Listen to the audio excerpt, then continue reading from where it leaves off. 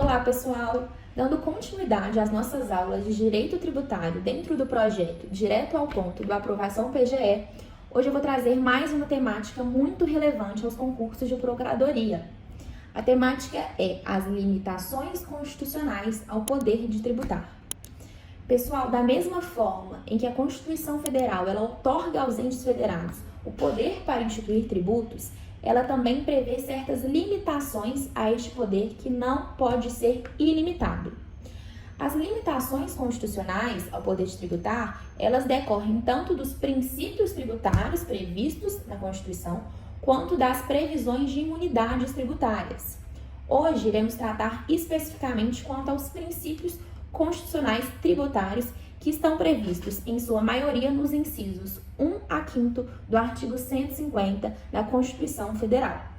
Além disso, já trazendo aí as inovações da reforma tributária, da Emenda Constitucional 132 de 2023, hoje o foco do vídeo serão os novos princípios constitucionais expressos na parte da Constituição que trata do sistema tributário.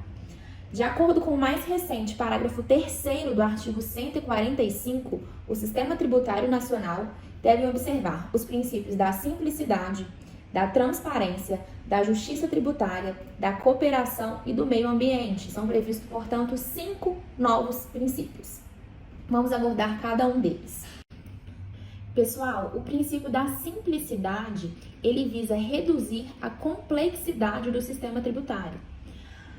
Um dos principais motivos para a reforma tributária foi justamente a complexidade do sistema. Vamos pensar no ISS, é o Imposto de Competência Municipal, que é regulado por leis municipais. Pessoal, nós temos mais de 500 municípios no Brasil.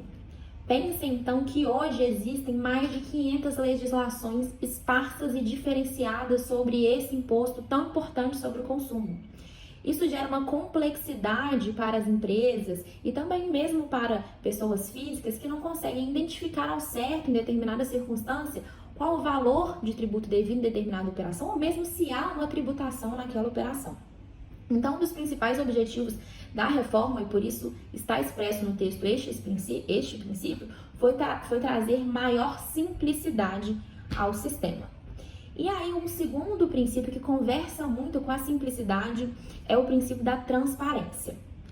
Isso porque, na medida em que se torna mais simples a tributação, você torna também a tributação mais transparente. A transparência, ela visa garantir ao contribuinte a correta identificação do tributo que incide determinada operação, do valor do tributo, da alíquota aplicável e outras nuances que compõem ali toda a relação jurídico-tributária, tornando o contribuinte mais crítico àquela circunstância. Então, hoje a gente vive uma situação em que muitas vezes o contribuinte falta a ele essa transparência que agora se busca mais do que nunca com a inserção deste princípio na Carta Magna. Superado estes dois princípios, o terceiro princípio, que também foi acrescido ao texto constitucional, é o princípio da justiça tributária, que tem um alto grau de abstração. Isso porque é um conceito aberto, não se pode dizer com clareza o que se entende por justiça tributária. Vai depender aí da análise, da interpretação de cada jurista. No entanto, pode-se afirmar que se tem uma justiça tributária, isso de acordo com a doutrina, quando as legislações que regem determinado tributo são observadas, em um caso concreto, sempre tendo em vista a isonomia e a capacidade contributiva. Então, essa é uma ideia que é importante de vocês entenderem. Justiça tributária é uma cobrança correta do tributo, sempre atenta à isonomia e à capacidade contributiva. Em quarto lugar, temos o princípio da cooperação. O princípio da cooperação no direito tributário, ele visa aproximar fisco e contribuinte.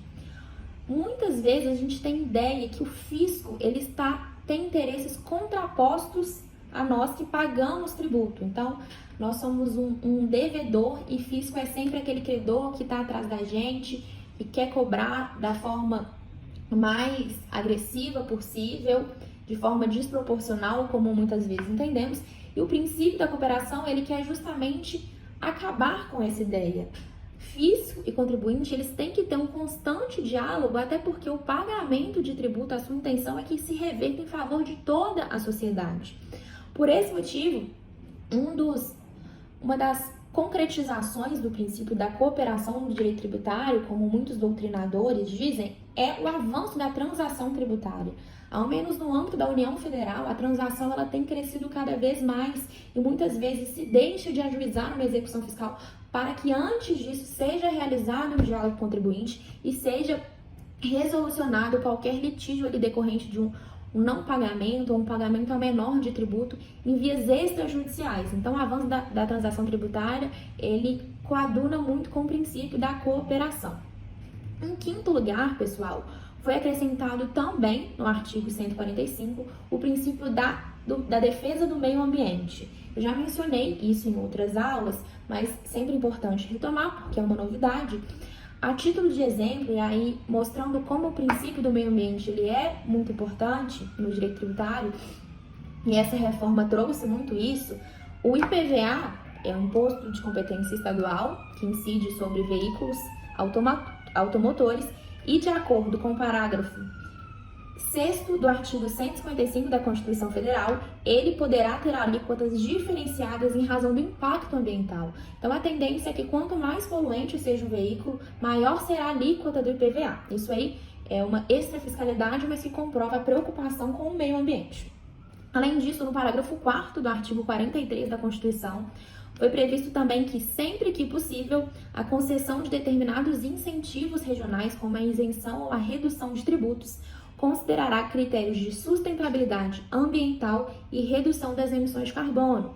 Mais uma vez aí, concretizando o princípio da defesa do meio ambiente no direito tributário.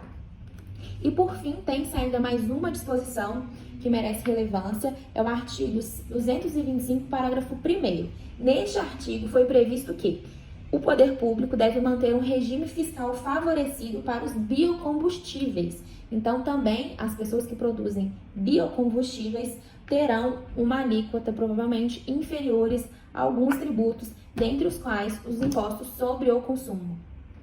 Pessoal, essas são as minhas considerações. Abordei os 5 novos princípios que estão previstos no artigo 145, parágrafo 3º, mas nas próximas aulas eu ainda pretendo abordar um pouco dos princípios, mesmo aqueles que já existiam antes da reforma tributária, mas eu vou tentar trazer somente aqueles mais relevantes e que são muito tratados na jurisprudência e por isso tem um grau de incidência alto em provas.